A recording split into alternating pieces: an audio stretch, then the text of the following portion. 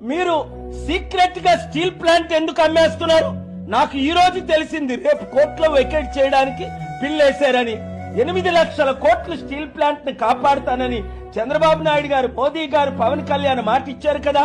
ఇప్పుడు దాని గురించి ఎందుకు మాట్లాడరు? 30,000 మంది అమ్మాయిల్ని ఎత్తుకెళ్లిపోయారు, వాళ్ళు దొరకలేదు. మా గవర్నమెంట్ అధికారంలో వస్తే నేను ఫైట్ చేస్తానని పవన్ కళ్యాణ్ ఈ రోజు ఆ విషయం ఎందుకు మాట్లాడట్లేదు? ముందు ఆ 30,000 అమ్మాయిలు ఎక్కడున్నారో వాళ్ళ కొరకు దీక్ష చేయి, లేదా నోరు మూసుకొని మౌనవ్రతం పాటించు. ఎవరు ఏది స్క్రిప్ట్ ఇస్తే అది చదవద్దు తమ్ముడు. ఒక వరల్డ్ లీడర్ గా, ఒక స్పిరిచువల్ లీడర్ గా, నీకంటే 10-15 సంవత్సరాలు వయసులో పెద్దగా, గ్లోబల్ పీస్ ప్రెసిడెంట్ గా నేను ఇచ్చే సలహా పాటిస్తే నువ్వు చరిత్రహీనుడిగా ఉండవు, చరిత్ర హీరోగా మిగులుతావు.